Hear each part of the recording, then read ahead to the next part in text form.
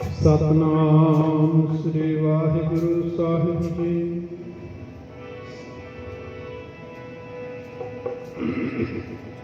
ਆਏ ਪ੍ਰਭ ਸਰਨਾਗਤੀ,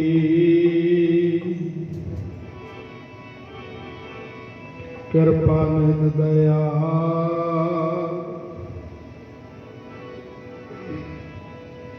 ਏਕ ਅੱਖਰ ਹਰ ਮਨ ਵਸਤ, ਨਾਨਕ ਹੋਤ ਨਿਹਾਲ।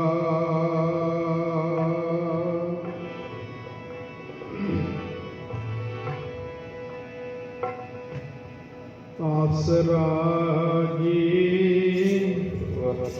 ਮੈਨੂੰ ਤੇਰੇ ਚਰਨਾਂ ਦਾ, ਆਸਰਾ ਜੀ ਤੇਰੇ ਚਰਨਾਂ ਦਾ।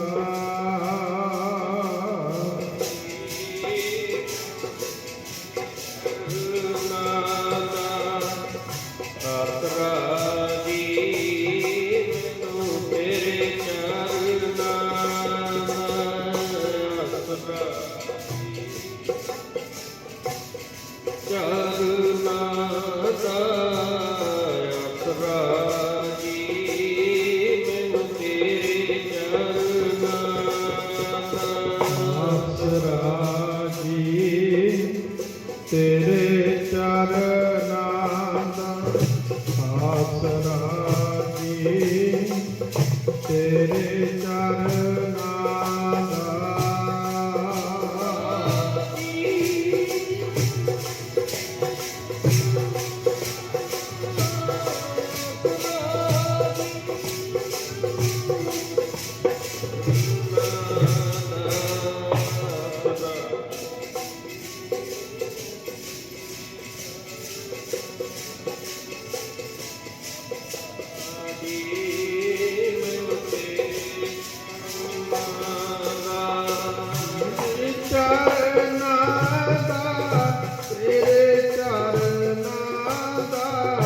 ਤੇਰੇ ਚਰਨਾਂ ਦਾ ਸਾਈਆਂ, ਤੇਰੇ ਚਰਨਾਂ ਦਾ।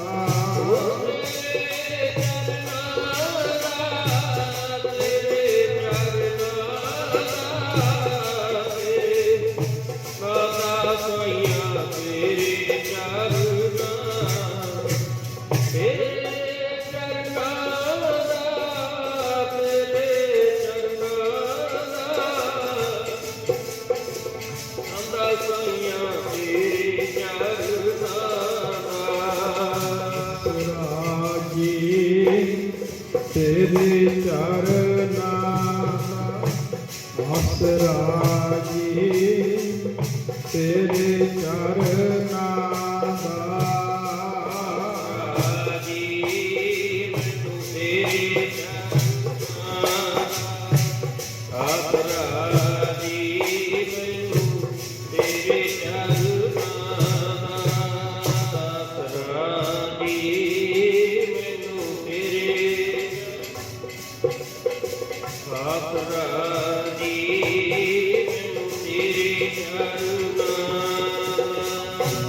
ਵਾਹਿਗੁਰੂ ਵਾਹਿਗੁਰੂ ਵਾਹਿਗੁਰੂ ਵਾਹਿਗੁਰੂ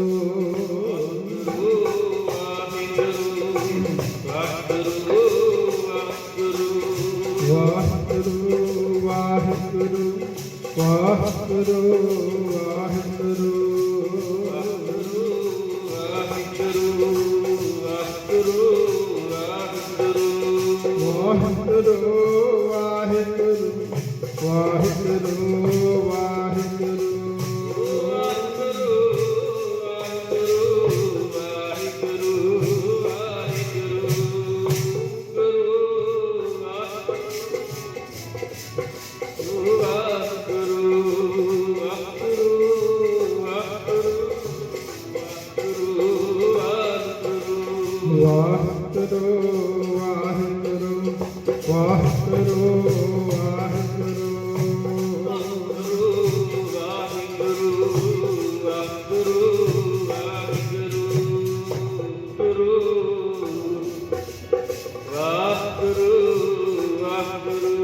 ਕਬੀਰ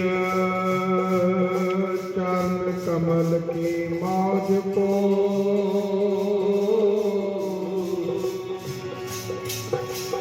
कह कैसे उन्माना,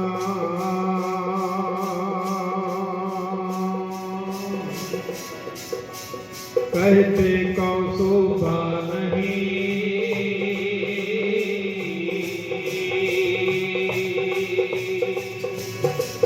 देखा ही परवाना।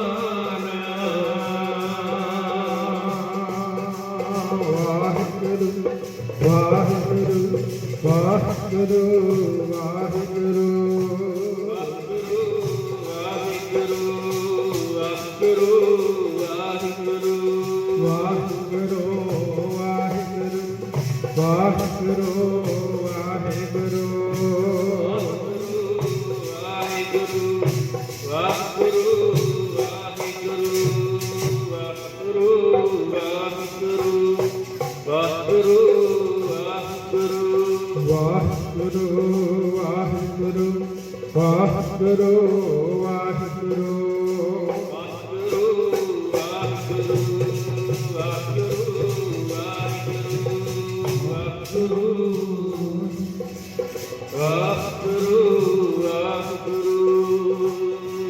चित चरण कमल का आसरा,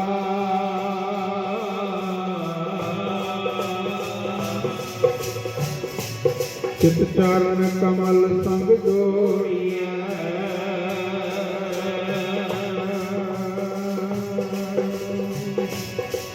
वाहिगुरु वाहिगुरु वाहिगुरु वाहिगुरु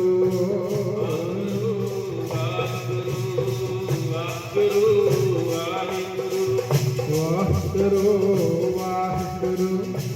वाहिगुरु वाहिगुरु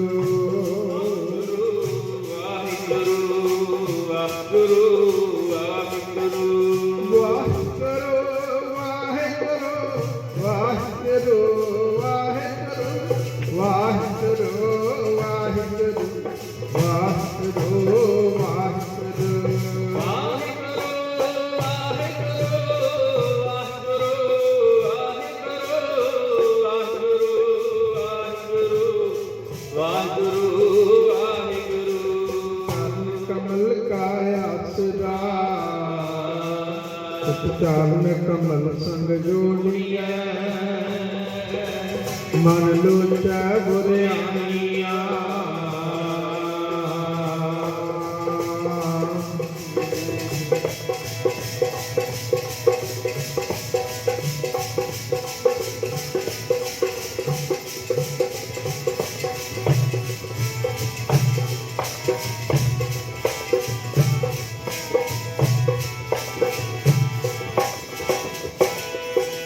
मन लोचा बुरियानिया, गुर सबदी यह मन होड़िया। बाहाँ जिन्ना दे पकड़िया,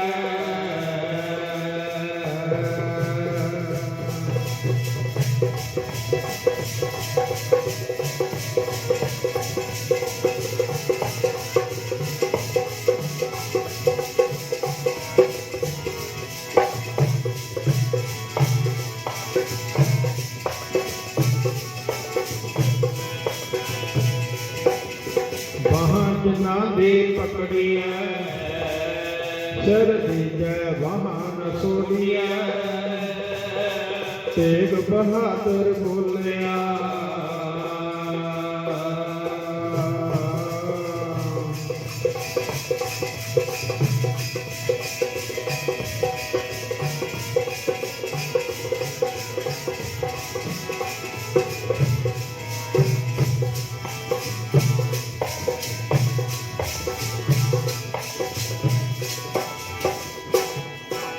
तेग बहादुर बोलिया, कर पया कर्म ना छोड़िया। चरण कमल का आसरा,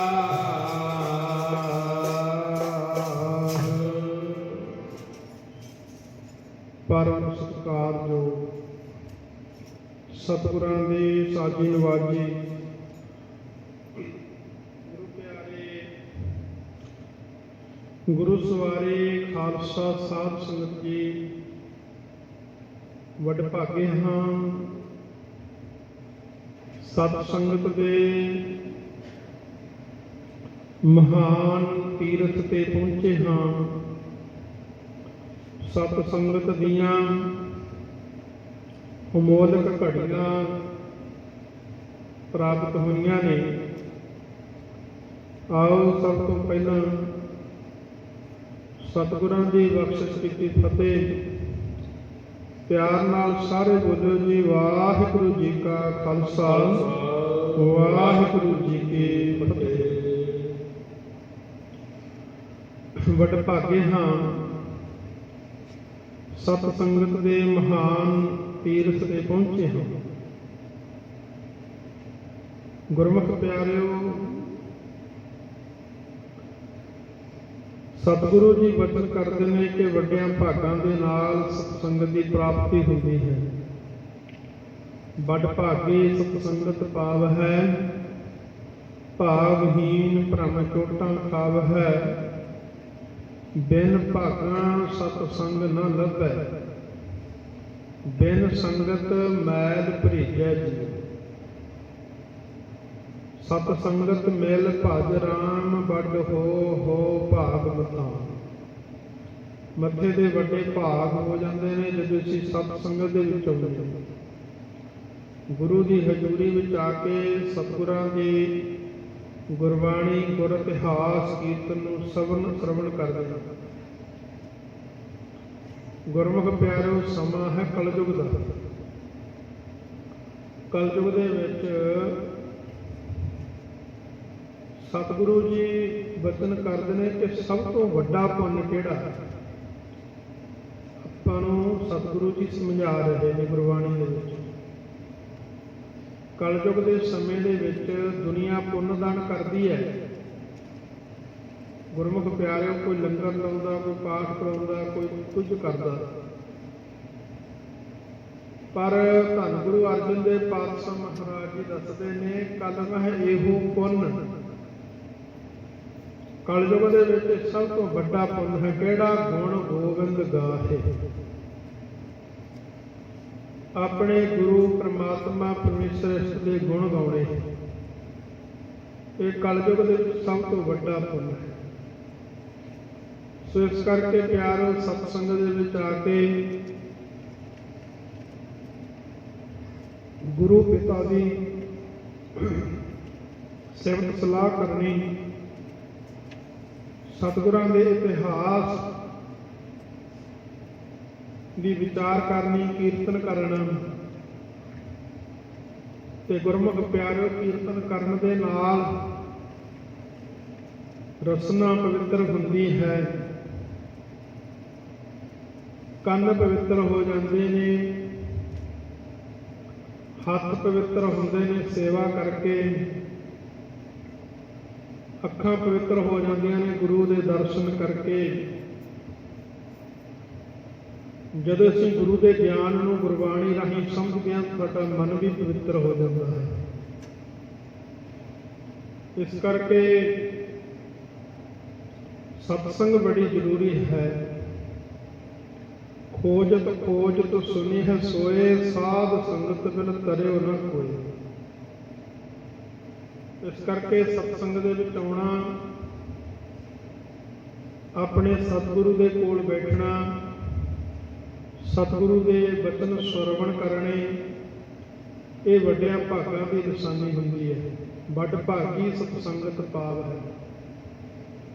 ਜਿਹੜੇ ਭਾਗਹੀਨ, ਜਿਨ੍ਹਾਂ ਦੇ ਵੱਡੇ ਭਾਗ ਨਹੀਂ ਹੁੰਦੇ, ਭਾਗਹੀਨ ਭ੍ਰਮ, ਉਹ ਭਰਮ ਦੇ ਵਿੱਚ ਪੈ ਜਾਂਦੇ ਨੇ। ਭਾਗਹੀਨ ਭ੍ਰਮ ਚੋਟਾਂ ਖਾਵ ਹੈ। ਉਹ ਗੁਰਮੁਖ ਪਿਆਰੇ ਫਿਰ ਸਤਸੰਗਤ ਤੋਂ ਖੁੰਝ ਕੇ ਭਰਮਾਂ ਦੇ ਵਿੱਚ ਪੈ ਕੇ ਥਾਂ ਥਾਂ ਤੇ ਵਿਸ਼ੇ ਵਿਕਾਰਾਂ ਦੇ ਵਿੱਚ ਪੈ ਕਰਕੇ ਉਹ ਚੋਟਾਂ ਖਾਂਦੇ ਨੇ ਤੇ ਲੋਕ ਪਰਲੋਕ ਉਹਨਾਂ ਦਾ ਵਿਅਰਥ ਹੋ ਜਾਂਦਾ ਹੈ। ਇਸ ਲੋਕ ਦੇ ਵਿੱਚ ਵੀ ਤੇ ਪਰਲੋਕ ਦੇ ਵਿੱਚ ਵੀ ਚੋਟਾਂ ਪੈਂਦੀਆਂ। ਬਿਨ ਭਾਗਾਂ ਸਤਸੰਗ ਨਾ ਲੱਭੈ, ਬਿਨਾਂ ਭਾਗਾਂ ਤੋਂ ਸਤਸੰਗ ਨਹੀਂ ਹੁੰਦੀ।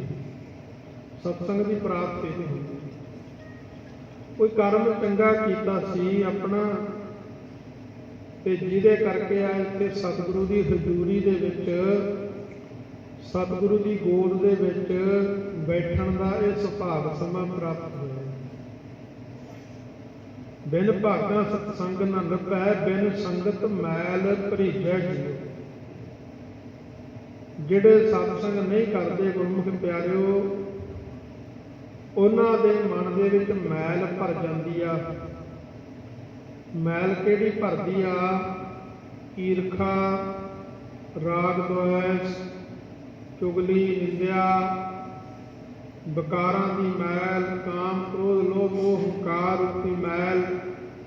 ਇਸ ਤਰ੍ਹਾਂ ਉਹਨਾਂ ਦੇ ਮਨ ਨੂੰ ਮੈਲ ਲੱਗ ਜਾਂਦੀ।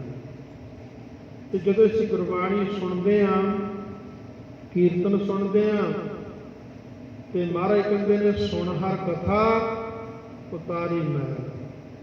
ਸੋ ਭਾਈ ਗੁਰੂ ਦੀ ਕਥਾ ਸੁਣ ਕੇ, ਗੁਰਬਾਣੀ ਦੀ ਵਿਚਾਰ ਸੁਣ ਕੇ ਮਨ ਦੀ ਮੈਲ ਲੈਂਦੀ ਹੈ। ਸੋ ਆਪਾਂ ਪਿਛਲੇ ਐਤਵਾਰ ਆਪਾਂ 9ਵੇਂ ਪਾਤਸ਼ਾਹ ਗੁਰੂ ਤੇਗ ਬਹਾਦਰ ਮਹਾਰਾਜ ਜੀ ਦਾ ਸ਼ਹੀਦੀ, ਉਹਨਾਂ ਦਾ ਪ੍ਰਸੰਗ ਸਰਵਣ ਕੀਤਾ ਸੀ ਵੀ ਕਿਵੇਂ ਕਿਵੇਂ ਸਤਿਗੁਰੂ ਪਾਤਸ਼ਾਹ ਗੁਰੂ ਤੇਗ ਬਹਾਦਰ ਮਹਾਰਾਜ ਜੀ ਦੀ ਸ਼ਹੀਦੀ ਹੋਈ ਦਿੱਲੀ ਚਾਂਦਨੀ ਚੌਂਕ ਦੇ ਵਿੱਚ। ਸੋ ਗੁਰਮੁਖ ਪਿਆਰਿਓ, ਸਤਿਗੁਰਾਂ ਦਾ ਸੀਸ ਧੜ ਦੇ ਨਾਲੋਂ ਵੱਖ ਕੀਤਾ ਗਿਆ। ਉਸ ਸਮੇਂ 4 ਚੁਫੇਰੇ ਬੜੇ ਪਹਿਰੇ ਲੱਗੇ, ਸਖਤ ਪਹਿਰੇ ਸਨ। ਉਹਨਾਂ ਸਖਤ ਪਹਿਰਿਆਂ ਦੇ ਵਿੱਚੋਂ ਭਾਈ ਲੱਖੀ ਸਾਹਿਬ ਵਣਜਾਰਾ, ਉਹ ਗੁਰੂ ਤੇਗ ਬਹਾਦਰ ਮਹਾਰਾਜ ਜੀ ਦਾ ਧੜ ਚੁੱਕ ਕੇ ਲੈ ਕੇ ਗਏ। ਤੇ ਭਾਈ ਜੈਤਾ, ਉਹ ਗੁਰੂ ਸਾਹਿਬ ਜੀ ਦਾ ਸੀਸ ਚੁੱਕ ਕੇ ਲੈ ਕੇ ਗਏ। ਇਹ ਵੀ ਬੜੀ ਵੱਡੀ ਕੁਰਬਾਨੀ ਹੈ ਭਾਈ ਜੈਤਾ ਜੀ ਦੀ। ਭਾਈ ਜੈਤਾ ਜੀ ਗੁਰਮੁਖ ਪਿਆਰੋ, ਜਿਹੜਾ ਇਹਨਾਂ ਦਾ ਪਰਿਵਾਰ ਸੀ ਭਾਈ ਜੈਤਾ ਜੀ ਦਾ, ਉਹ ਗੁਰੂ ਨਾਨਕ ਸਾਹਿਬ ਮਹਾਰਾਜ ਜੀ ਦੇ ਵੇਲੇ ਤੋਂ ਹੀ ਸਤਸੰਗ ਕਰਦੇ ਆ ਰਹੇ ਸੀ। ਗੁਰੂ ਨਾਨਕ ਦੇ ਘਰ ਨਾਲ ਜੁੜੇ ਹੋਏ ਸਨ ਭਾਈ ਜੈਤਾ ਜੀ। ਜਿਹੜੇ 5ਵੇਂ ਪਾਤਸ਼ਾਹ ਮਹਾਰਾਜ ਜੀ ਦੇ ਵੇਲੇ ਭਾਈ ਕਲਿਆਣਾ ਜੀ ਹੋਏ ਨੇ, ਉਹ ਵੀ ਭਾਈ ਜੈਤਾ ਜੀ ਦੀ ਅੰਸ਼ ਵੰਸ਼ ਦੇ ਵਿੱਚੋਂ ਸਨ। ਤੇ ਗੁਰਮੁਖ ਪਿਆਰਿਓ, ਉਹਨਾਂ ਦੀ ਅੰਸ਼ ਵੰਸ਼ ਦੇ ਵਿੱਚੋਂ ਹੀ ਭਾਈ ਸੱਦਾ ਰਾਮ ਤੇ ਉਹਨਾਂ ਦੇ ਸੁਪੁੱਤਰ ਸਨ ਭਾਈ ਜੈਤਾ ਜੀ। ਸੋ ਇਹ ਗੁਰੂ ਤੇਗ ਬਹਾਦਰ ਪਾਤਸ਼ਾਹ ਮਹਾਰਾਜ ਜੀ ਦੇ ਨਾਲ ਜੁੜੇ ਹੋਏ ਸਨ। ਸਤਿਗੁਰਾਂ ਤੋਂ ਸਿੱਖੀ ਪ੍ਰਾਪਤ ਕੀਤੀ ਸੀ। ਗੁਰੂ ਨਾਨਕ ਦੇ ਘਰ ਦੇ ਵਿੱਚ 9ਵੇਂ ਪਾਤਸ਼ਾਹ ਮਹਾਰਾਜ ਜੀ ਹਜ਼ੂਰੀ ਦੇ ਵਿੱਚ ਸੇਵਾ ਕਰਦੇ ਸਨ। ਭਾਈ ਜੈਤਾ ਜੀ ਦਾ ਜਨਮ ਵੀ ਪਟਨਾ ਸਾਹਿਬ ਦੀ ਧਰਤੀ ਤੇ ਹੋਇਆ ਸੀ। ਬੀਬੀ ਪ੍ਰੇਮਾ ਜੀ ਦੀ ਕੁੱਖ ਤੋਂ, ਕਿਉਂਕਿ ਜਿਹੜੀ ਬੀਬੀ ਪ੍ਰੇਮਾ ਜੀ ਸੀ, ਉਹਨਾਂ ਦਾ ਨਾਮ ਪਹਿਲਾਂ ਲਾਜਵੰਤੀ ਸੀ। ਉਹ ਮਾਤਾ ਗੁਜਰੀ ਜੀ ਨੂੰ ਬੜਾ ਪ੍ਰੇਮ ਕਰਦੇ ਸਨ। ਉਹਨਾਂ ਨੇ ਨਾਮ ਉਹਨਾਂ ਦਾ ਪ੍ਰੇਮੋ ਰੱਖ ਦਿੱਤਾ ਸੀ। ਤੇ ਗੁਰਮੁਖ ਪਿਆਰਿਓ, ਉੱਥੋਂ ਹੀ ਪਟਨਾ ਸਾਹਿਬ ਤੋਂ ਨਾਲ ਹੀ ਗੁਰੂ ਤੇਗ ਬਹਾਦਰ ਮਹਾਰਾਜ ਜੀ ਦੇ ਪਰਿਵਾਰ ਦੇ ਨਾਲ ਰਹਿੰਦੇ ਸਨ। ਤੇ ਫਿਰ ਅਨੰਦਪੁਰ ਸਾਹਿਬ ਵੀ ਆਏ। ਅਨੰਦਪੁਰ ਸਾਹਿਬ ਵੀ ਸੇਵਾ ਕਰਦੇ ਰਹੇ ਸਨ। ਸਾਰਾ ਪਰਿਵਾਰ ਸੇਵਾ ਕਰਦਾ ਸੀ। ਭਾਈ ਜੈਤਾ ਜੀ ਨੇ ਬੜੀ ਬਾਣੀ ਪੜ੍ਹਨੀ ਸਰਦਾ ਭਾਵਨਾ ਦੇ ਨਾਲ। ਇਤਿਹਾਸਕਾਰ ਇਹ ਦੱਸਦੇ ਨੇ ਕਿ ਭਾਈ ਜੈਤਾ ਜੀ ਦੇ ਬਾਣੀ ਬਹੁਤ ਕੰਠ ਸੀ। ਸੋ ਗੁਰਮੁਖ ਪਿਆਰਿਓ, ਗੁਰੂ ਤੇਗ ਬਹਾਦਰ ਮਹਾਰਾਜ ਦੇ ਦਰ ਤੇ ਸੇਵਾ ਕਰਦੇ ਸਨ। ਤੇ ਸੇਵਾ ਕਰਦੇ। ਜਦੋਂ ਗੁਰੂ ਤੇਗ ਬਹਾਦਰ ਪਾਤਸ਼ਾਹ ਮਹਾਰਾਜ ਦਿੱਲੀ ਆਏ ਤੇ ਗੁਰਮੁਖ ਪਿਆਰਿਓ ਇੱਥੇ ਆ ਕੇ ਸੀਸ ਦਾ ਬਲੀਦਾਨ ਦਿੱਤਾ। ਭਾਈ ਜੈਤਾ ਜੀ ਨੇ ਗੁਰੂ ਤੇਗ ਬਹਾਦਰ ਪਾਤਸ਼ਾਹ ਮਹਾਰਾਜ ਜੀ ਦਾ ਸੀਸ ਚੁੱਕ ਲਿਆ ਤੇ ਗੁਰਮੁਖ ਪਿਆਰਿਓ ਸੀਸ ਦਿੱਲੀ ਤੋਂ ਬੜੀ ਤੇਜ਼ੀ ਦੇ ਨਾਲ ਭਾਈ ਜੈਤਾ ਜੀ ਸੀਸ ਲੈ ਕੇ ਤੁਰਦੇ ਨੇ ਤੇ ਗੁਰਮੁਖ ਪਿਆਰਿਓ ਉਸ ਸਮੇਂ ਦੇ ਵਰਣਨ ਨੂੰ ਕਿਸੇ ਕਵੀ ਨੇ ਕਲਮਬੰਦ ਕੀਤਾ ਹੈ। ਆਓ ਪਿਆਰ ਦੇ ਵਿੱਚ ਉਹਨਾਂ ਸਤਰਾਂ ਨੂੰ ਆਪਾਂ ਗਾਇਨ ਕਰੀਏ।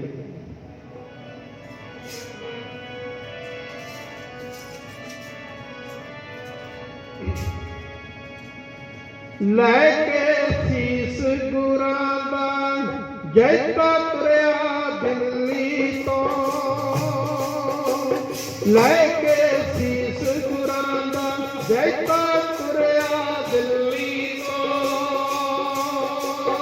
ਲੈ ਕੇ ਸੀਸ ਗੁਰਾਂ ਦਾ ਜੈਤਾ ਤੁਰਿਆ ਦਿੱਲੀ ਤੋਂ, ਲੈ ਕੇ ਸੀਸ ਗੁਰਾਂ ਦਾ ਜੈਤਾ ਤੁਰਿਆ ਦਿੱਲੀ ਤੋਂ।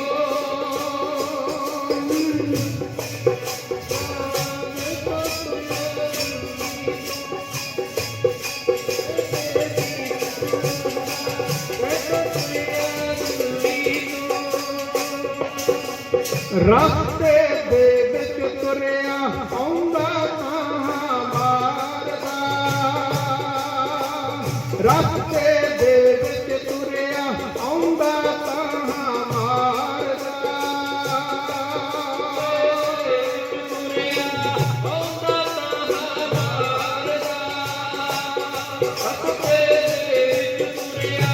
ਆਉਂਦਾ ਤਾਂ ਮਾਰਦਾ,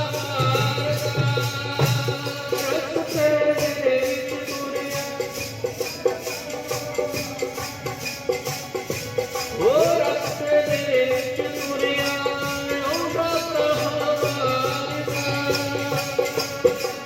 ਲਾਇਆ ਜੋਰ ਬਥੇਰਾ ਧੜ ਨੀ ਚੁੱਕਿਆ ਗਿਆ ਉਸ ਤੋਂ,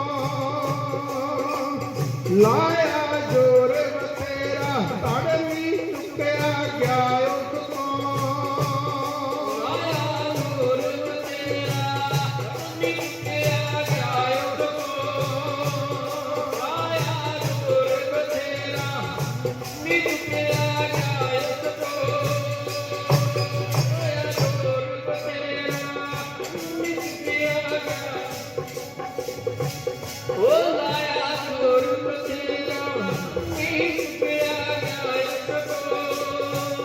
ਲੈ ਕੇ ਸੀਸ ਤੁਰ ਪਿਆ ਓਏ ਸੱਚੀ ਸਰਕਾਰ ਦਾ, ਲੈ ਕੇ ਸੀਸ ਤੁਰ ਪਿਆ ਓਏ ਸੱਚੀ ਸਰਕਾਰ ਦਾ, ਲੈ ਕੇ ਸੀਸ ਤੁਰ ਪਿਆ ਓਏ ਸੱਚੀ ਸਰਕਾਰ ਦਾ, ਲੈ ਕੇ ਸੀਸ ਤੁਰ ਪਿਆ ਓਏ ਸੱਚੀ ਸਰਕਾਰ ਦਾ, ਲੈ ਕੇ ਸੀਸ ਤੁਰ ਪਿਆ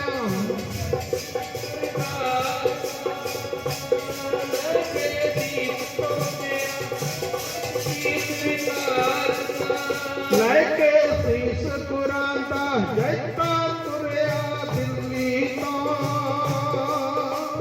ਲੈ ਕੇ ਸੀਸ ਗੁਰਾਂ ਦਾ ਜੈਤਾ ਤੁਰਿਆ ਦਿੱਲੀ ਤੋਂ, ਲੈ ਕੇ ਸੀਸ ਗੁਰਾਂ ਦਾ ਜੈਤਾ ਤੁਰਿਆ ਦਿੱਲੀ ਤੋਂ, ਲੈ ਕੇ ਸੀਸ ਗੁਰਾਂ ਦਾ ਜੈਤਾ ਤੁਰਿਆ ਦਿੱਲੀ ਤੋਂ, ਲੈ ਕੇ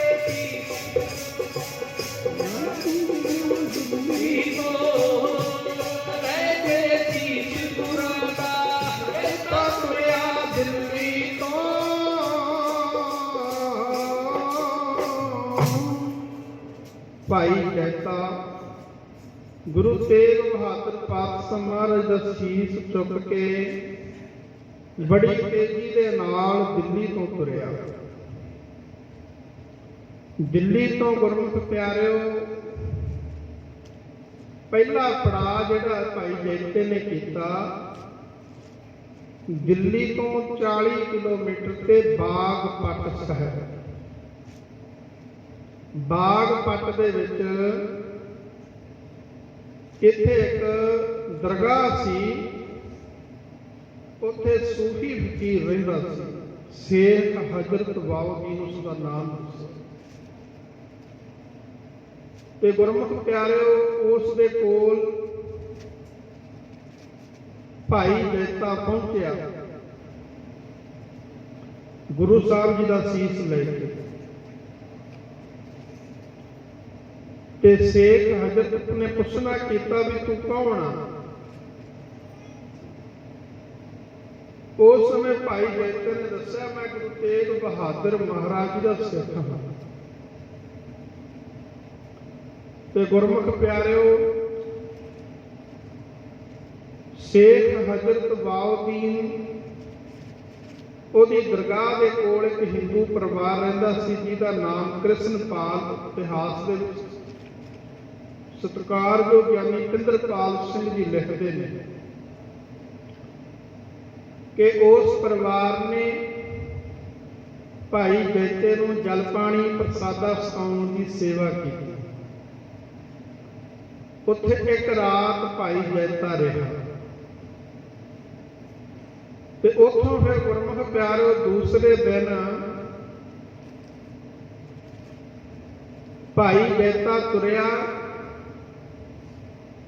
ਤਰਾਵੜੀ ਨਗਰ ਦੇ ਵਿੱਚ ਪਹੁੰਚਿਆ। ਤਰਾਵੜੀ ਨਗਰ,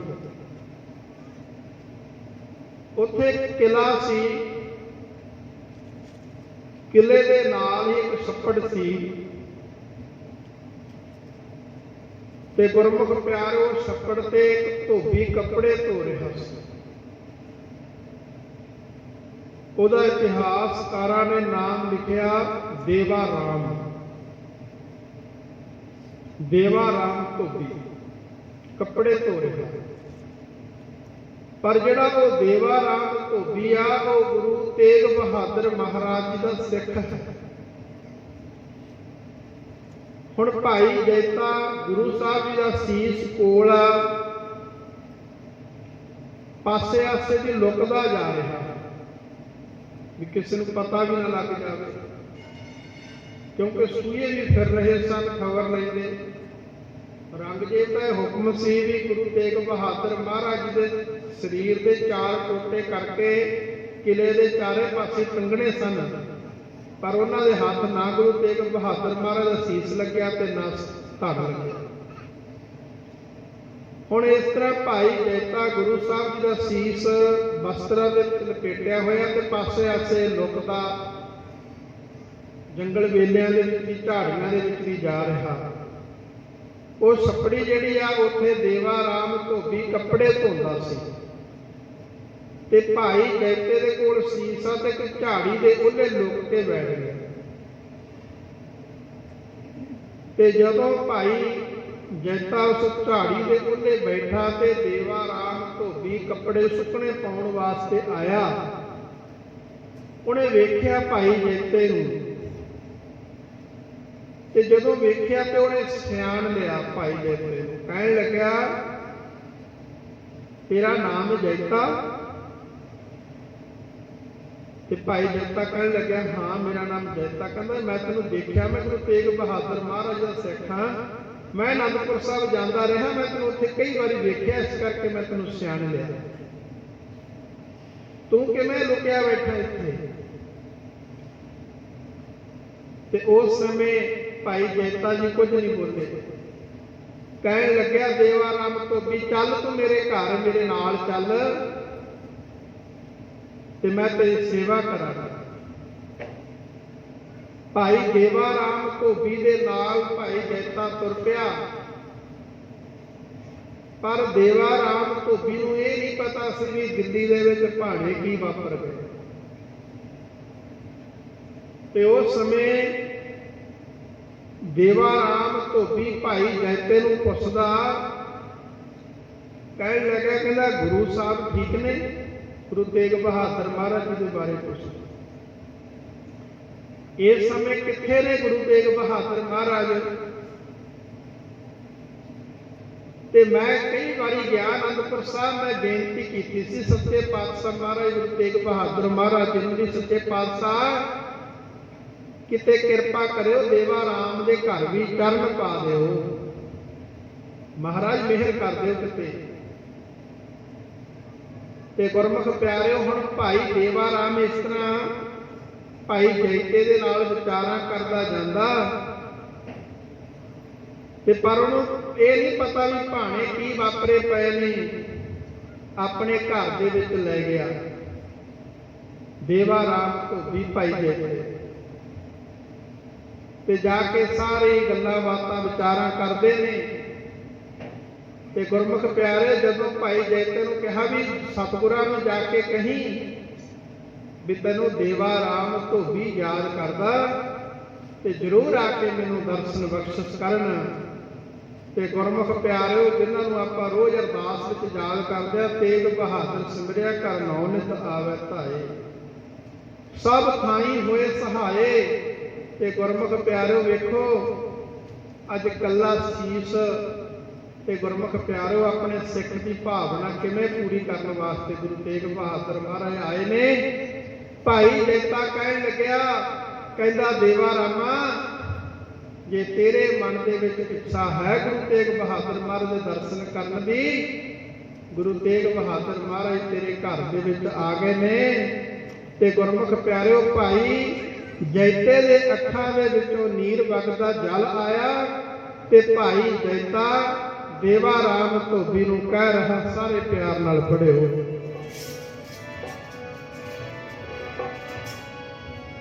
ਤੈਨੂੰ ਦੇਣ ਦਿਦਾਰੇ ਸਿਖਾਇਆ ਨੇ, ਕਹਿਣ ਲੱਗੇ ਤੈਨੂੰ ਦਿਦਾਰ ਦੇਣ ਵਾਸਤੇ ਆਏ ਨੇ ਗੁਰੂ ਤੇਗ ਬਹਾਦਰ ਮਹਾਰਾਜ। ਤੈਨੂੰ ਦੇਣ ਦਿਦਾਰੇ ਸਿਖਾਇਆ ਨੇ, ਗੁਰਾਂ ਨੇ ਰੂਪ ਹੋਰ ਤਾਰਿਆ, ਦੇਣ ਦਿਦਾਰੇ ਸਿਖਾਇਆ ਏ, ਗੁਰਾਂ ਨੇ ਰੂਪ ਹੋਰ ਤਾਰਿਆ, ਦੇਣ ਦਿਦਾਰੇ ਸਿਖਾਇਆ ਏ, ਗੁਰਾਂ ਨੇ ਰੂਪ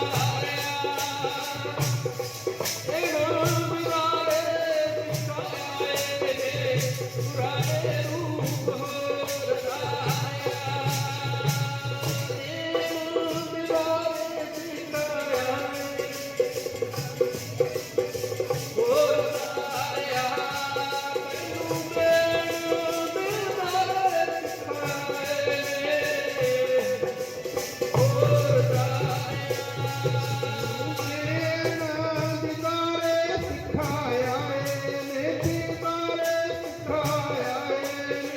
ਗੁਰਾਂ ਨੇ ਰੂਪ ਹੋਰ ਤਾਰਿਆ, ਗੁਰਾਂ ਨੇ ਰੂਪ ਹੋਰ ਤਾਰਿਆ, ਦੇਵ ਦਿਦਾਰੇ ਸਿਖਾਇਆ ਏ, ਗੁਰਾਂ ਨੇ ਰੂਪ ਹੋਰ ਤਾਰਿਆ,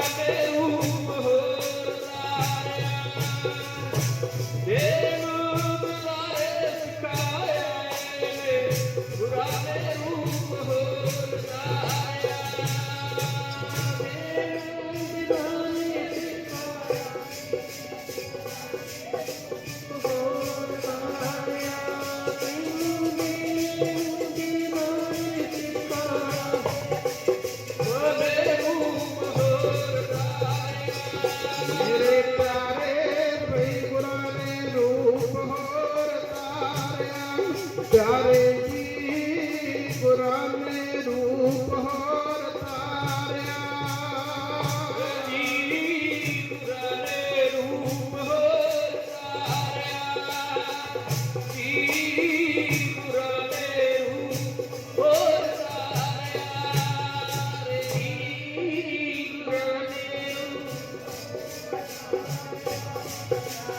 ਜੀ ਗੁਰਾਂ ਨੇ ਰੂਪ ਹੋਰ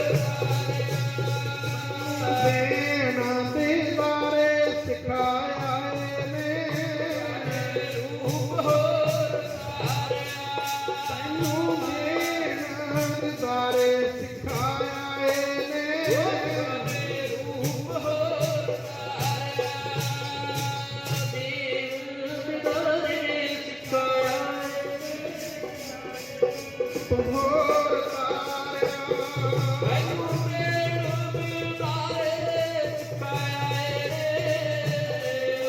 ਹੋਰ ਤਾਰਿਆ ਗੁਰੂ ਤੇਗ ਬਹਾਦਰ ਪਾਤਸ਼ਾਹ ਮਹਾਰਾਜ ਦਾ ਸੀਸ ਭਾਈ ਜੈਤੇ ਨੇ ਗੁਰਮੁਖ ਪਿਆਰਿਓ ਦਰਸ਼ਨ ਕਰਵਾਉਣ ਲੱਗਿਆ। ਭਾਈ ਜੈਤੇ ਦੀਆਂ ਅੱਖਾਂ ਦੇ ਵਿੱਚੋਂ ਜਲ ਵਗਿਆ, ਕਹਿਣ ਲੱਗਿਆ ਦੇਵਾ ਰਾਮ ਧੋਬੀ ਤੂੰ ਗੁਰੂ ਤੇਗ ਬਹਾਦਰ ਮਹਾਰਾਜ ਦਾ ਸਿੱਖ ਹਾਂ ਤੇ ਤੂੰ ਯਾਦ ਕਰਦਾ ਸੀ ਦਰਸ਼ਨ ਕਰਨੇ ਸਨ ਤੇ ਦਰਸ਼ਨਾਂ ਦੀ ਇੱਛਾ ਸੀ ਤੇਰੀ ਅੱਜ ਭਾਵਨਾ ਨੂੰ ਗੁਰੂ ਤੇਗ ਬਹਾਦਰ ਪਾਤਸ਼ਾਹ ਮਹਾਰਾਜ ਪੂਰੀ ਕਰ ਰਹੇ ਨੇ। ਤੇ ਗੁਰਮੁਖ ਪਿਆਰਿਓ ਜਿਸ ਵਸਤਰਾਂ ਦੇ ਵਿੱਚ ਗੁਰੂ ਤੇਗ ਬਹਾਦਰ ਪਾਤਸ਼ਾਹ ਮਹਾਰਾਜ ਦਾ ਸੀਸ ਲਪੇਟਿਆ ਹੋਇਆ ਸੀ ਤੇ ਉਹਨਾਂ ਵਸਤਰਾਂ ਦੀ ਫਿਰ ਕੱਲੀ ਕੱਲੀ ਤਹਿ ਖੋਲ ਰਿਹਾ ਭਾਈ ਜੈਤਾ।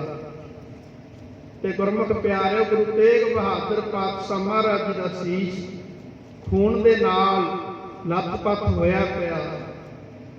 ਭਾਈ ਜੈਤੇ ਨੇ ਉੱਥੇ ਫਿਰ ਪਹਿਲੀ ਵਾਰੀ ਗੁਰੂ ਤੇਗ ਬਹਾਦਰ ਮਹਾਰਾਜ ਦਾ ਸੀਸ ਵਸਤਰਾਂ ਦੇ ਵਿੱਚੋਂ ਖੋਲ੍ਹਿਆ। ਤੇ ਗੁਰਮੁਖ ਪਿਆਰਿਓ ਉਸ ਸਮੇਂ ਦੇਵਾ ਰਾਮ ਧੋਬੀ ਸਾਰਾ ਪਰਿਵਾਰ ਇਕੱਠਾ ਹੋਇਆ ਤੇ ਗੁਰਮੁਖ ਪਿਆਰਿਓ ਹਨੇਰਾ ਸੀ ਤੇ ਉਸ ਸਮੇਂ ਦੀਵਾ ਜਗਾਇਆ, ਚਾਨਣ ਕੀਤਾ ਤੇ ਗੁਰੂ ਸਾਹਿਬ ਜੀ ਦੇ ਸੀਸ ਦੇ ਦਰਸ਼ਨ ਕੀਤੇ ਤੇ ਸਾਰੇ ਪਰਿਵਾਰ ਨੇ ਗੁਰੂ ਤੇਗ ਬਹਾਦਰ ਮਹਾਰਾਜ ਦੇ ਸੀਸ ਨੂੰ ਨਮਸਕਾਰ ਕੀਤੀ। ਬਰਾਗ ਦੇ ਵਿੱਚ ਨੇ ਗੁਰਮੁਖ ਪਿਆਰਿਓ ਰੋਣ ਲੱਗੇ ਤੇ ਭਾਈ ਜੈਤਾ ਜੀ ਕਹਿਣ ਲੱਗੇ, ਕਹਿੰਦੇ ਰੋਵੋ ਨਾ ਉੱਚੀ, ਕਿਸ ਨੂੰ ਪਤਾ ਨਾ ਲੱਗ ਜਾਵੇ, ਇਹ ਸੀਸ ਮੈਂ ਅਨੰਦਪੁਰ ਸਾਹਿਬ ਪਹੁੰਚਾਉਣਾ। ਤੇ ਗੁਰਮੁਖ ਪਿਆਰਿਓ ਉਸ ਸਮੇਂ ਉਸ ਪਰਿਵਾਰ ਨੇ ਦੇਵਾ ਰਾਮ ਧੋਬੀ ਦੇ ਪਰਿਵਾਰ ਨੇ ਇੱਕ ਚਾਦਰ ਗੁਰੂ ਤੇਗ ਬਹਾਦਰ ਮਹਾਰਾਜ ਜੀ ਦੇ ਵਾਸਤੇ ਤਿਆਰ ਕਰਕੇ ਰੱਖੀ ਘਰ ਦੇ ਵਿੱਚ ਵੀ ਜਦੋਂ ਕਿਤੇ ਗੁਰੂ ਤੇਗ ਬਹਾਦਰ ਮਹਾਰਾਜ ਆਉਣਗੇ ਇਹ ਚਾਦਰ ਉਹਨਾਂ ਨੂੰ ਭੇਟ ਕਰਨੀ ਹੈ।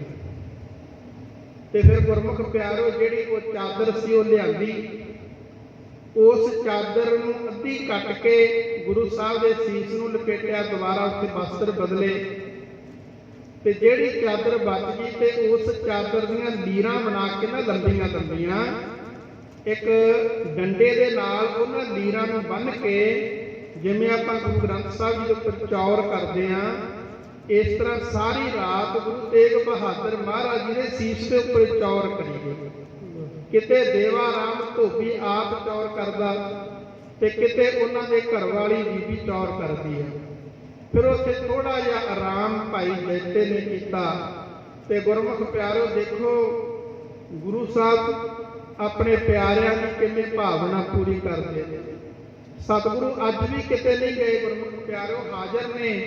ਜੇ ਅਸੀਂ ਭਾਵਨਾ ਬਣਾ ਕੇ ਕਿਤੇ ਗੁਰੂ ਗ੍ਰੰਥ ਸਾਹਿਬ ਮਹਾਰਾਜ ਦੇ ਚਰਨਾਂ ਦੇ ਵਿੱਚ ਆਈਏ, ਸੱਚੇ ਪਾਤਸ਼ਾਹ ਬੜੀਆਂ ਰਹਿਮਤਾਂ ਕਰਦੇ ਨੇ, ਬਖਸ਼ਿਸ਼ਾਂ ਕਰਦੇ ਨੇ। ਤੇ ਗੁਰਮੁਖ ਪਿਆਰਿਓ ਇਹ ਸਤਿਗੁਰੂ ਅੱਜ ਵੀ ਸਾਡੇ ਘਰਾਂ ਦੇ ਵਿੱਚ ਚਰਨ ਪਾਏ ਨੇ। ਜਦੋਂ ਕਿਤੇ ਗੁਰੂ ਗ੍ਰੰਥ ਸਾਹਿਬ ਮਹਾਰਾਜ ਦਾ ਸਰੂਪ ਸਾਡੇ ਘਰਾਂ ਦੇ ਵਿੱਚ ਜਾਂਦਾ, ਗੁਰਮੁਖ ਪਿਆਰਿਓ ਦਸਾਂ ਪਾਤਸ਼ਾਹੀਆਂ ਦੇ ਚਰਨ ਪੈ ਜਾਂਦੇ। ਉਹ ਧਰਤੀ ਉਹ ਥਾਂ ਪੂਜਣ ਯੋਗ ਹੋ ਜਾਂਦੀ ਹੈ। ਤੇ ਅੱਜ ਜੇ ਅਸੀਂ ਦਰਸ਼ਨ ਕਰਨੇ ਆ ਗੁਰੂ ਤੇਗ ਬਹਾਦਰ ਮਹਾਰਾਜ ਜੀ ਦੇ ਤਾਂ ਗੁਰੂ ਗ੍ਰੰਥ ਸਾਹਿਬ ਜੀ ਦੀ ਬਾਣੀ ਦੇ ਵਿੱਚੋਂ ਕਰੀਏ। ਬਾਣੀ ਨੂੰ ਪੜ੍ਹੀਏ ਗੁਰਮੁਖ ਪਿਆਰਿਓ। ਗੁਰੂ ਤੇਗ ਬਹਾਦਰ ਮਹਾਰਾਜ ਦੀ ਬਰਾਗਮਈ ਬਾਣੀ ਕਿੰਨੀ, ਤੇ ਜਦੋਂ ਅਸੀਂ ਪੜ੍ਹਦੇ ਹਾਂ ਬਰਾਗ ਆ ਜਾਂਦਾ ਹੈ। ਬੜੀ ਸਿੱਖਿਆ ਗੁਰੂ ਤੇਗ ਬਹਾਦਰ ਪਾਤਸ਼ਾਹ ਮਹਾਰਾਜ ਜੀ ਨੇ ਸਾਨੂੰ ਗੁਰਬਾਣੀ ਦੇ ਵਿੱਚ ਦਿੱਤੀ ਹੈ। ਸੋ ਇਸ ਤਰ੍ਹਾਂ ਕਰਕੇ ਫਿਰ ਭਾਈ ਜੈਤੇ ਨੇ ਉੱਥੇ ਇੱਕ ਰਾਤ ਰਹੇ ਤਰਾਵੜੀ ਦੇਵਾ ਰਾਮ ਧੋਬੀ ਦੇ ਕੋਲ। ਉੱਥੋਂ ਫਿਰ ਅੱਗੇ ਭਾਈ ਜੈਤਾ ਜੀ ਤੁਰੇ ਨੇ। ਟਾਂਗਰੀ ਨਦੀ ਆਈ ਆ ਰਸਤੇ ਦੇ ਵਿੱਚ, ਉਹਨੂੰ ਲੰਘ ਕੇ ਉੱਥੇ ਇੱਕ ਜੰਡ ਦਾ ਦਰਖਤ ਸੀ ਤੇ ਗੁਰੂ ਸਾਹਿਬ ਦਾ ਸੀਸ ਉੱਪਰ ਉੱਚਾ ਰੱਖ ਕੇ ਤੇ ਆਪ ਉੱਥੇ ਥੱਲੇ ਬੈਠ ਕੇ ਥੋੜਾ ਜਿਹਾ ਆਰਾਮ ਕਰਿਆ। ਆਰਾਮ ਕਰਦੇ ਨੇ ਤੇ ਕਿਸੇ ਨੂੰ ਪੁੱਛਣਾ ਕੀਤਾ ਵੀ ਇੱਥੇ ਕੋਈ ਸਿੱਖਾਂ ਦਾ ਘਰ ਹੈ। ਤੇ ਗੁਰਮੁਖ ਪਿਆਰੇ ਫਿਰ ਉੱਥੋਂ ਦੱਸ ਪਈ ਕਿ ਕੈਂਥਲ ਮਾਜਰੀ ਨਗਰ ਹੈ ਜੋ ਉੱਥੇ ਸਿੱਖਾਂ ਦੇ ਘਰ ਨੇ। ਤੇ ਉੱਥੇ ਫਿਰ ਭਾਈ ਜੈਤਾ ਜੀ ਪਹੁੰਚੇ ਨੇ। ਉੱਥੇ ਰਾਮਦਾਸੀਆਂ ਦਾ ਇੱਕ ਪਰਿਵਾਰ ਸੀ, ਰਾਮ ਦੇਵਾ ਨਾਮ ਉਹਨਾਂ ਦਾ ਲਿਖਿਆ ਗਿਆਨੀ ਪਿੰਦਰਪਾਲ ਜੀ ਨੇ। ਉਹਨਾਂ ਨੇ ਨੌਵੇਂ ਪਾਤਸ਼ਾਹ ਮਹਾਰਾਜ ਜੀ ਦੀ ਸ਼ਹਾਦਤ ਤੇ ਗੁਰੂ ਅਰਜਨ ਦੇਵ ਪਾਤਸ਼ਾਹ ਮਹਾਰਾਜ ਜੀ ਦੀ ਸ਼ਹਾਦਤ ਦੀ ਪੁਸਤਕ ਲਿਖੀ ਹੈ ਗਿਆਨੀ ਪਿੰਦਰਪਾਲ ਜੀ ਨੇ। ਉਹਨਾਂ ਨੇ ਇਹ ਬਚਨ ਕੀਤੇ ਤੇ ਗੁਰਮੁਖ ਪਿਆਰ ਉਹ ਰਾਮ ਦੇਵਾ ਜਿਹੜਾ ਸੀ ਉਹਦੇ ਘਰ ਭਾਈ ਜੈਤਾ ਜੀ ਗਏ ਤੇ ਉੱਥੇ ਇੱਕ ਰਾਤ ਰਹੇ। ਉਸ ਤੋਂ ਅੱਗੇ ਅੰਬਾਲੇ ਤੋਂ ਅੱਗੇ ਇੱਕ ਮੁਸਲਮਾਨ ਫਕੀਰ ਰਹਿੰਦਾ ਸੀ, ਦਰਗਾਹੀ ਸਾਹਿਬ। ਤੇ ਗੁਰਮੁਖ ਪਿਆਰੇ ਉਹ ਵੀ ਗੁਰੂ ਤੇਗ ਬਹਾਦਰ ਪਾਤਸ਼ਾਹ ਮਹਾਰਾਜ ਜੀ ਦਾ ਸਿੱਖ ਸੀ। ਤੇ ਉਹਦੇ ਕੋਲ ਭਾਈ ਜੈਤਾ ਜੀ ਰੁਕੇ ਤੇ ਉੱਥੇ ਗੁਰਮੁਖ ਪਿਆਰੇ ਕੁਝ ਸਮਾਂ ਰਹੇ। ਭਾਈ ਜੈਤੇ ਨੇ ਫਿਰ ਉਹ ਦਰਗਾਹੀ ਸਾਹਿਬ ਨੂੰ ਦੱਸਿਆ ਵੀ ਇਸ ਤਰ੍ਹਾਂ ਭਾਣੇ ਵਰਤੇ ਨੇ ਦਿੱਲੀ ਦੇ ਵਿੱਚ ਸਤਿਗੁਰਾਂ ਦਾ ਸੀਸ ਲੈ ਕੇ ਮੈਂ ਜਾ ਰਿਹਾ। ਤੇ ਗੁਰਮੁਖ ਪਿਆਰੇ ਉਹ ਦਰਗਾਹੀ ਸਾਹਿਬ ਨੇ ਬੜੀ ਸੇਵਾ ਭਾਈ ਜੈਤਾ ਜੀ ਦੀ ਕੀਤੀ। ਤੇ ਗੁਰਮੁਖ ਪਿਆਰੇ ਉਸ ਸਮੇਂ ਦਰਗਾਹੀ ਸਾਹਿਬ ਨੇ ਭਾਈ ਜੈਤੇ ਨੂੰ ਕਿਹਾ ਹੁਣ ਤੋਂ ਆਨੰਦਪੁਰ ਸਾਹਿਬ ਜਾਣਾ, ਜਾ ਕੇ ਗੁਰੂ ਤੇਗ ਬਹਾਦਰ ਮਹਾਰਾਜ ਦੇ ਸਪੁੱਤਰ ਨੂੰ ਕਹੀਂ ਵੀ ਮੇਰੀ ਗੱਲ ਇੱਕ ਜਾ ਕੇ ਮੇਰਾ ਸੁਨੇਹਾ ਲਾ ਦੇ। ਸੁਨੇਹਾ ਕੀ ਲਾਉਣਾ ਕਿ ਦਰਗਾਹੀ ਸਾਹਿਬ ਫਕੀਰ ਨੇ ਕਿਹਾ ਤਿਲਕ ਜੰਜੂ ਦੀ ਰਾਖੀ ਵਾਸਤੇ ਆਪਣੇ ਬਾਪੂ ਨੂੰ ਆਪਣੇ ਪਿਤਾ ਨੂੰ ਦਿੱਲੀ ਭੇਜਣ ਵਾਲਿਆ, ਦਰਗਾਹੀ ਸਾਹਿਬ ਦੇ ਜਦੋਂ ਆਖਰੀ ਸਾਹ ਨਿਕਲਣ ਤੇ ਉਹਦਾ ਸਿਰ ਤੇਰੇ ਚਰਨਾਂ ਦੇ ਵਿੱਚ ਹੋਵੇ। ਇਹ ਦਰਗਾਹੀ ਸਾਹਿਬ ਮੁਸਲਮਾਨ ਫਕੀਰ ਤੇ ਗੁਰਮੁਖ ਪਿਆਰੇ ਵਚਨ ਉਸ ਸਮੇਂ ਉਹਨੇ ਦਰਗਾਹੀ ਸਾਹਿਬ ਨੇ ਕਹੇ ਭਾਈ ਜੈਤਾ ਜੀ ਵੀ ਮੇਰੀ ਜਿਹੜੀ ਅਖੀਰ ਹੈ ਉਹ ਗੁਰੂ ਤੇਗ ਬਹਾਦਰ ਗੁਰੂ ਗੋਬਿੰਦ ਸਿੰਘ ਮਹਾਰਾਜ ਦੇ ਚਰਨਾਂ ਦੇ ਵਿੱਚ ਹੋਣੀ ਚਾਹੀਦੀ। ਤੇ ਉਸ ਸਮੇਂ ਉੱਥੋਂ ਫਿਰ ਭਾਈ ਜੈਤਾ ਜੀ ਅੱਗੇ ਗਏ ਨੇ ਕੀਰਤਪੁਰ ਸਾਹਿਬ। ਗੁਰਮੁਖ ਪਿਆਰਿਓ ਕੀਰਤਪੁਰ ਸਾਹਿਬ ਜਿਹੜਾ ਸਥਾਨ ਹੈ ਜਿੱਥੇ ਆਪਾਂ ਜਾਂਦੇ ਹਾਂ ਸਾਰੇ ਫੁੱਲ ਪਾਉਣ ਵਾਸਤੇ, ਇੱਥੇ ਗੁਰੂ ਸਾਹਿਬਾਨਾਂ ਦੇ ਫੁੱਲ ਵੀ ਪਾਏ ਗਏ ਨੇ। ਜਿਹੜਾ ਅੰਗੀਠਾ ਹੁੰਦਾ, ਪਰ ਗੁਰੂ ਸਾਹਿਬ ਜੀ ਨੇ ਸਾਨੂੰ ਇਹ ਨਹੀਂ ਕਿਹਾ ਵੀ ਅਸੀਂ ਕੀਰਤਪੁਰੀ ਫੁੱਲ ਪਾਉਣੇ ਆ। ਅੰਗੀਠਾ ਸਾਂਭਣਾ, ਜਿੱਥੇ ਵੀ ਕਿਤੇ ਜਗ੍ਹਾ ਚੱਲਦਾ ਪਾਣੀ ਹੋਵੇ, ਪਾਣੀ ਦਾ ਪ੍ਰਵਾਹ ਚੱਲਦਾ ਹੋਵੇ, ਉੱਥੇ ਹੀ ਅੰਗੀਠਾ ਜਿਹੜਾ ਹੁੰਦਾ ਅਸੀਂ ਪਾ ਸਕਦੇ ਹਾਂ। ਇਹ ਨਹੀਂ ਕੋਈ ਜ਼ਰੂਰੀ ਵੀ ਹਰਿਦੁਆਰ ਜਾਣਾ ਜਾਂ ਅਸੀਂ ਕੀਰਤਪੁਰ ਸਾਹਿਬ ਹੀ ਜਾਣਾ, ਕਿਉਂਕਿ ਇਹ ਤਾਂ ਇੱਕ ਅਸੀਂ ਉਸ ਮਿੱਟੀ ਨੂੰ ਉਸ ਰਾਖ ਨੂੰ ਸਮੇਟਣਾ ਹੁੰਦਾ। ਕੋਈ ਕਿਸ ਤਰੀਕੇ ਦੇ ਨਾਲ ਸਮੇਟ ਦਿੰਦਾ ਤੇ ਕੋਈ ਕਿਸ ਤਰੀਕੇ ਦੇ ਨਾਲ ਸਮੇਟ ਦਿੰਦਾ। ਇਹ ਕੋਈ ਜ਼ਰੂਰੀ ਨਹੀਂ ਹੈ ਵੀ ਜਾਂ ਕਿਸੇ ਖਾਸ ਜਗ੍ਹਾ ਤੇ ਜਾਂ ਕਿਸੇ ਖਾਸ ਸਥਾਨ ਤੇ ਹੀ ਪਾਉਣੇ ਨੇ। ਕਿੰਨੇ ਸਿੰਘ ਸ਼ਹੀਦ ਹੋਏ ਨੇ ਗੁਰਮੁਖ ਪਿਆਰਿਓ, ਉਹਨਾਂ ਦੇ ਅੰਗੀਠੇ ਕਿਸੇ ਖਾਸ ਜਗ੍ਹਾ ਤੇ ਨਹੀਂ ਪਾਏ ਗਏ। ਹੁਣ ਇਹ ਕੋਈ ਦੱਸ ਸਕਦਾ ਵੀ ਵੱਡਾ ਘੱਲੂਘਾਰਾ ਹੋਇਆ, ਉਹਦੇ ਵਿੱਚ ਕਿੰਨੇ ਸਿੰਘ ਸਿੰਘਣੀਆਂ ਸ਼ਹੀਦ ਹੋਏ, ਉਹਨਾਂ ਦੇ ਜਿਹੜੇ ਅਸਥੀਆਂ ਨੇ ਉਹ ਕਿਹਨੇ ਕਿੱਥੇ ਪਾਈਆਂ, ਜਾਂ ਕਾਹਨੂੰਵਾਲ ਦੇ ਜੰਗਲ ਦੇ ਵਿੱਚ ਜਿਹੜੇ ਸਿੰਘ ਸ਼ਹੀਦ ਹੋਏ ਉਹਨਾਂ ਦੀਆਂ ਅਸਥੀਆਂ ਕਿਹਨੇ ਕਿੱਥੇ ਪਾਈਆਂ। ਚਮਕੌਰ ਸਾਹਿਬ ਦਾ ਕਿੱਡਾ ਵੱਡਾ ਜੰਗ ਹੋਇਆ, ਕਿੰਨੇ ਸਿੰਘ ਉੱਥੇ ਸ਼ਹੀਦ ਹੋਏ, ਸਾਹਿਬਜ਼ਾਦੇ ਸ਼ਹੀਦ ਹੋਏ, ਉਹਨਾਂ ਦੀਆਂ ਅਸਥੀਆਂ ਕਿਹਨੇ ਕਿੱਥੇ ਪਾਈਆਂ, ਇਹ ਕੋਈ ਨਹੀਂ ਦੱਸ ਸਕਦਾ। ਸੋ ਇਸ ਕਰਕੇ ਇਹ ਜਿਹੜੀਆਂ ਅਸਥੀਆਂ ਹੁੰਦੀਆਂ ਨੇ ਤੇ ਇਹ ਇੱਕ ਚੱਲਦੇ ਪਾਣੀ ਦੇ ਪ੍ਰਵਾਹ ਦੇ ਵਿੱਚ ਪਾਈਆਂ ਜਾਣੀਆਂ ਚਾਹੀਦੀਆਂ ਨੇ। ਕੋਈ ਇਹ ਨਹੀਂ ਜ਼ਰੂਰੀ ਹੁੰਦੀ ਵੀ ਕੋਈ ਖਾਸ ਜਗ੍ਹਾ ਹੋਵੇ। ਸੋ ਕੀਰਤਪੁਰ ਸਾਹਿਬ ਭਾਈ ਜੈਤਾ ਜੀ ਗੁਰੂ ਸਾਹਿਬਾਨਾਂ ਦੇ ਸਥਾਨ ਨੇ ਤੇ ਗੁਰਮੁਖ ਪਿਆਰਿਓ ਉੱਥੇ ਸ਼ੀਸ਼ ਲੈ ਕੇ ਪਹੁੰਚ ਗਏ। ਭਾਈ ਜੈਤੇ ਨੇ ਫਿਰ ਇੱਕ ਸਿੱਖ ਭੇਜਿਆ ਵੀ ਜਾਓ ਜਾ ਕੇ ਆਨੰਦਪੁਰ ਸਾਹਿਬ ਗੋਬਿੰਦ ਰਾਏ ਜੀ ਨੂੰ, ਮਾਤਾ ਗੁਜਰੀ ਜੀ ਨੂੰ ਤੇ ਮਾਤਾ ਨਾਨਕੀ ਜੀ ਨੂੰ ਦੱਸ ਦਿਓ। ਇੱਕ ਸਿੱਖ ਗਿਆ ਤੇ ਗੁਰਮੁਖ ਪਿਆਰਿਓ उस समय जाके माता गुजरी जी, माता नानकी जी गोबिंद राय जी ने दसिया सिख ने कि गुरु तेग बहादुर महाराज जी का सीस दिल्ली तो कीरतपुर साहब आ गया। उस समय गोबिंद राय महाराज जी आप, माता गुजरी जी, माता नानकी जी ते सारे गुरु गुरसिख जिन्ने भी सन वो कीरतपुर साहब आए। फिर कीरतपुर साहब तो गुरु तेग बहादुर महाराज जी का सीस पालकी साहिब जी दे विच रख के कीर्तन करते हुए गुरमुख प्यारे आनंदपुर साहब बड़े सत्कार के सहित लैके गए। उथे गुरमुख प्यारे माता नानकी जी ने अपने पुत्र दे गुरु तेग बहादुर महाराज जी के दर्शन किए। बड़े बराग दे विच ने माता जी नानकी जी दर्शन कर रहे हैं गुरु तेग बहादुर महाराज जी के। कह रहे हैं मेरे पुत्र का अज भी दगदा करदा चेहरा है, नाल पिया है। मामा नूं अपने पुत्रां दा प्यार हुंदा। ते उस समय माता गुजरी जी ते गुरमुख प्यारिओ उन्होंने भी आके अपने पति देव गुरु तेग बहादुर महाराज जी के दर्शन किए। ते जदों गुरु तेग बहादुर महाराज जी के दर्शन करदिया माता गुजरी जी हथ जोड़ के गुरमुख प्यारो सीस नवा के गुरु तेग बहादुर महाराज के चरणों में इस तरह बेनती करते।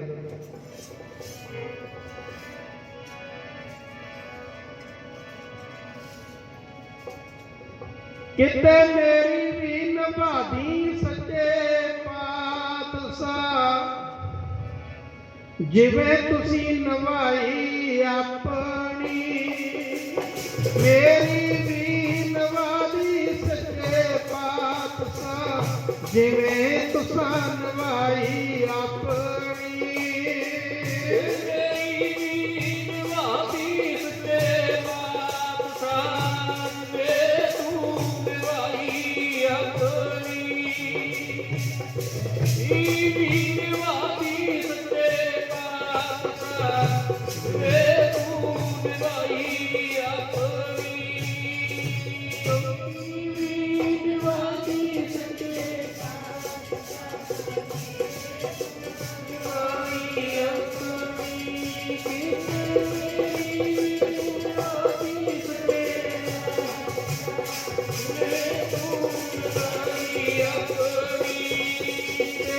मेरी नवाई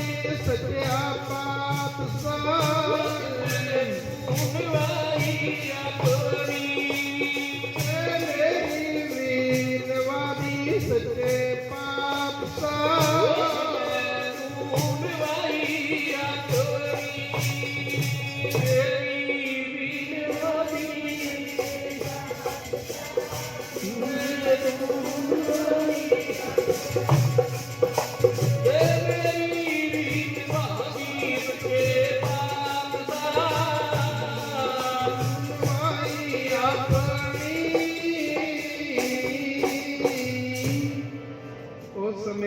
माता गुजरी जी ने नमस्कार की।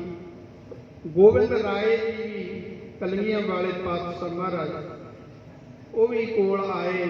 पिता गुरु के दर्शन किए ते गुरमुख प्यारे संस्कार किया।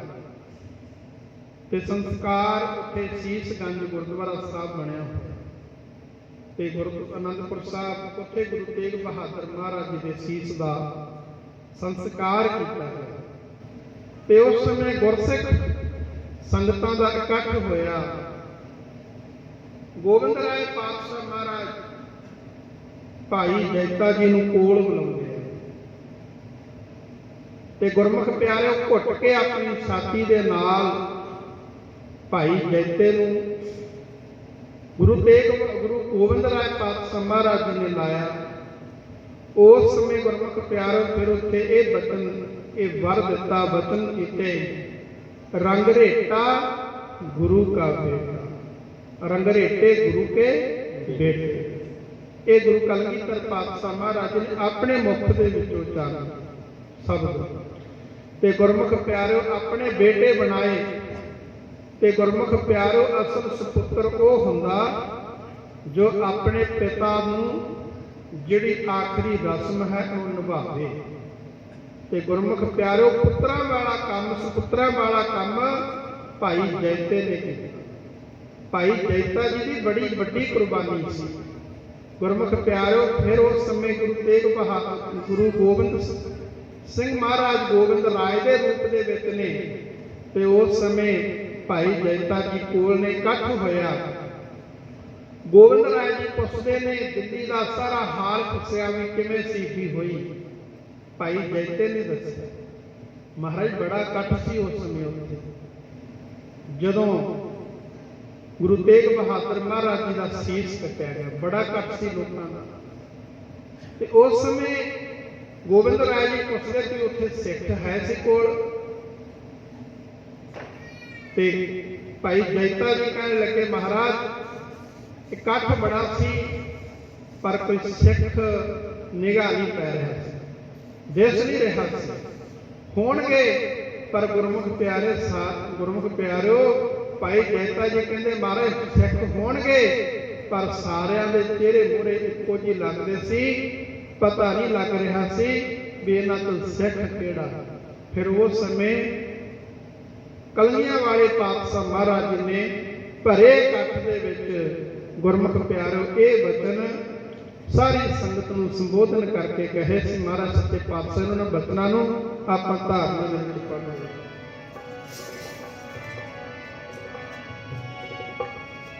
ਲੱਖਾਂ ਵਿੱਚੋਂ ਦਿਸੂਗਾ ਨਿਆਰਾ, ਐਸਾ ਮੈਂ ਸਜਾਊਂ ਖਾਲਸਾ। ਲੱਖਾਂ ਵਿੱਚੋਂ ਦਿਸੂਗਾ ਨਿਆਰਾ, ਐਸਾ ਮੈਂ ਸਜਾਉਣਾ ਖਾਲਸਾ। ਲੱਖਾਂ ਵਿੱਚੋਂ ਦਿਸੂਗਾ ਨਿਆਰਾ, ਐਸਾ ਮੈਂ ਸਜਾਊਂ ਖਾਲਸਾ। ਲੱਖਾਂ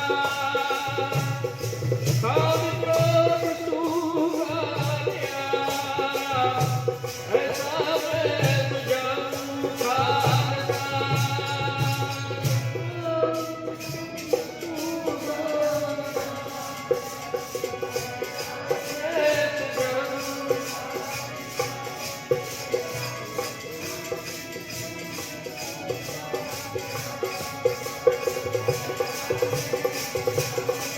ਖਾਲਸਾ। ਜਿਹੜਾ ਲੱਖਾਂ ਵਿੱਚੋਂ ਦਿਸੂਗਾ ਨਿਆਰਾ ਜੀ, ਦਿਸੂਗਾ ਨਿਆਰਾ, ਐਸਾ ਮੈਂ ਸਜਾਊਂ ਖਾਲਸਾ। ਲੱਖਾਂ ਵਿੱਚੋਂ ਦਿਸੂਗਾ ਨਿਆਰਾ, ਐਸਾ ਮੈਂ ਸਜਾਊਂ ਖਾਲਸਾ।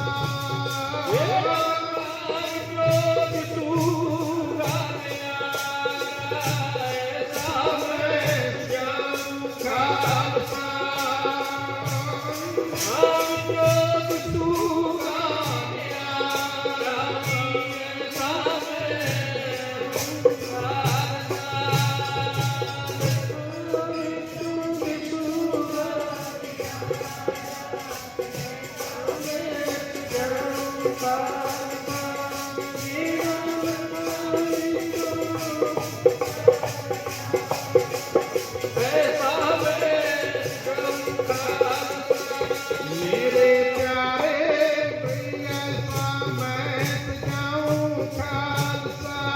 ਵਾਵਾ ਵਾਵਾ ਐਸਾ ਮੈਂ ਸਜਾਉਣਾ ਖਾਲਸਾ।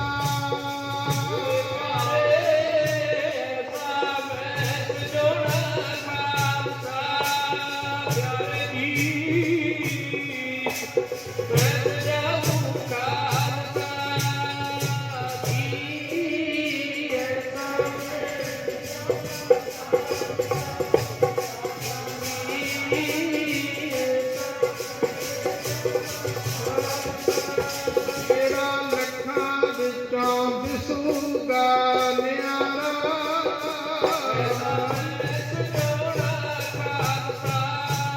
ਜਿਹੜਾ ਲੱਖਾਂ ਵਿੱਚੋਂ ਦਿਸੂਗਾ ਨਿਆਰਾ,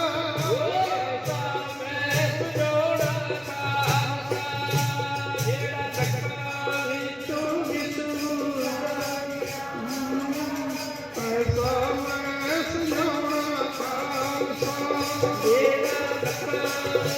ਸੋ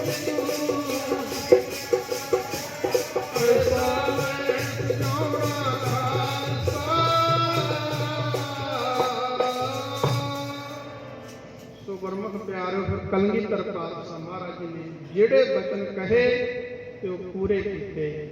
ਕਲਗੀਧਰ ਪਾਤਸ਼ਾਹ ਮਹਾਰਾਜ 1699 ਦੀ ਵਿਸਾਖੀ ਨੂੰ ਖਾਲਸਾ ਪੰਥ ਸਾਜਿਆ ਤੇ ਗੁਰਮੁਖ ਪਿਆਰਿਓ, ਲੱਖਾਂ ਲੋਕ ਖੜੇ ਹੋਣ ਤੇ ਸਾਰੇ ਧਰਮਾਂ ਦੇ ਲੋਕ ਖੜੇ ਹੋਣ, ਕਿਤੇ ਉੱਥੇ ਇੱਕ ਦਸਤਾਰ ਵਾਲਾ ਖਾਲਸਾ ਖੜਾ ਹੋਵੇ ਤੇ ਦੂਰੋਂ ਪਤਾ ਲੱਗ ਜਾਂਦਾ ਵੀ ਇਹ ਕਲਗੀਆਂ ਵਾਲੇ ਦਾ ਸਿੱਖ ਹੈ।